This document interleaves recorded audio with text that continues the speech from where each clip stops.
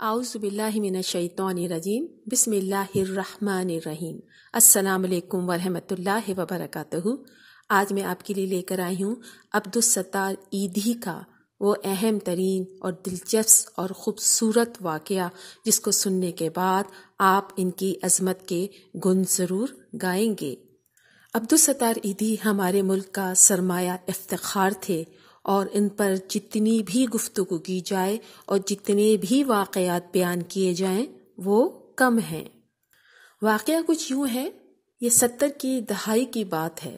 شام کے وقت کراچی کے سول ہاسپٹل سے ایک ایمبولینس سندھ کے شہر سانگھڑ کے لیے روانہ ہوئی۔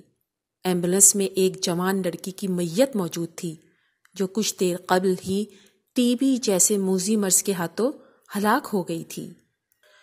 میت کے ہمراہ لڑکی کی والدہ اور دیگر احباب موجود تھے، جبکہ اس ایمبولینس کو ایک باریش شخص چلا رہا تھا۔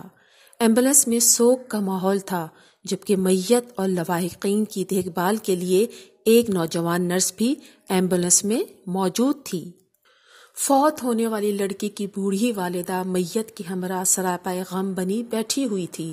کراچی شہر سے نکل کر یہ ایمبولینس اپنے راستوں پر رواں دواں تھی۔ شہر کے بعد شہر اور گاؤں کے بعد گاؤں گزر رہا تھا، لیکن جیسے ہی ایمبولینس سانگھڑ شہر کی حدود میں ایک سنسان راستے پر پہنچی تو چند افراد نے ایمبولینس کو روکنے کا اشارہ کر دیا۔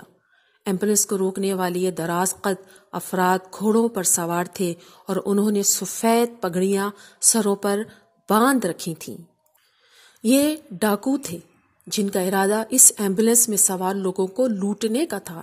ڈاکوؤں کے ساتھ کچھ دیر ہونے والی بات چیت کے بعد ہلاک ہونے والی لڑکی کی ضعیف والدہ ایمبولینس سے اتری اور انہوں نے سندھی زبان میں ڈاکوؤں کو بتایا کہ ان کی جوان لڑکی ٹی بی کی مریضہ ہے جو کہ اب مر چکی ہے۔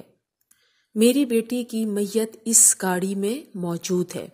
خاتون نے ڈاکوؤں کو یہ بھی بتایا کہ اس ایمبولینس کو چلانے والا کوئی اور شخص نہیں بلکہ عبدالستار ایدھی ہیں۔ یہ سننا تھا کہ ڈاکو گھوڑوں سے اتر آئے۔ ایمبولینس کے ڈرائیور کو بغور اوپر سے نیچے تک اس انداز میں دیکھا جیسے وہ بزرگ خاتون کے قول کی تصدیق کرنا چاہ رہے ہوں۔ ایدھی صاحب کو سر سے پاؤں تک دیکھنے کے بعد ایک ڈاکو بولا، ہم مر جائیں گے تو ہمیں ہمارے ماں باپ لینے نہیں آئیں گے، ہمیں یقین ہے تم لینے آؤ گے اور ہماری قبر پر مٹی بھی تم ہی ڈالو گے۔ یہ کہہ کر ڈاکو نے ایدھی صاحب کا ہاتھ چوما اور اپنی جیب سے ایدھی فاؤنڈیشن کے لیے 100 روپے چندہ بھی دیا اور ایمبولینس کو عزت اور احترام کے ساتھ رخصت کر دیا۔ یہ واقعہ عبدالستار ایدھی کی اہلیہ بلقیس ایدھی نے سنایا ہے۔ وہ اس واقعے کی چشمدید گواہ ہیں کیونکہ اس ایمبولینس میں موجود نرس کوئی اور نہیں بلکہ خود بلقیس ایدھی تھیں۔ بلقیس ایدھی بتاتی ہیں کہ یہ وہ وقت تھا جب فلاحی کاموں کے حوالے سے عبدالستار ایدھی کی خدمات کا چرچا شہروں، دیہاتوں اور یہاں تک کہ جنگلوں میں موجود ڈاکوؤں تک پھیل چکا تھا اور لوگ نہ صرف انہیں ان کے نام سے جانتے تھے بلکہ ان کی تعظیم بھی کیا کرتے تھے۔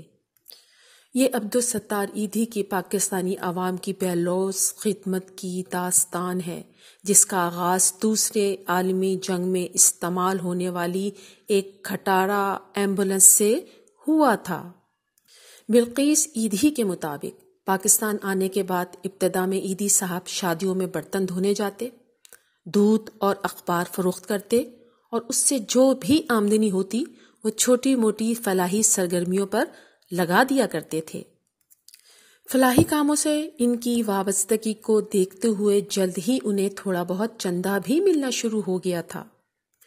کراچی آ کر ایدھی صاحب نے جو پہلا کام کیا وہ یہ تھا کہ انہوں نے کراچی کے علاقے میٹھا در میں ایک چھوٹے سے کمرے میں ڈسپنسری قائم کر دی جہاں آس پاس کے علاقوں بالخصوص لیاری میں رہائش پذیر غریب افراد کو طبی سہولیات فراہم کی جاتی تھیں۔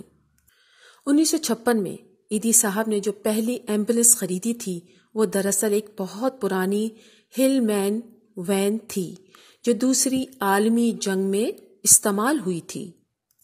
ईदी साहब जैसे अजीम लोग हमारे मादर वतन के लिए सरमाया इफ्तिखार हैं। इनकी खिदमत जो इन्होंने पाकिस्तान के लिए दी वो नाकाबिले फरामोश हैं। ईदी साहब के मुतालिक आप अपनी क्या राय रखते हैं, अपने कमेंट से मुझे ज़रूर आगाह कीजिए। एक नई वीडियो के साथ मैं फिर हाजिर होंगी। उस वक्त तक के लिए अल्लाह हाफिज।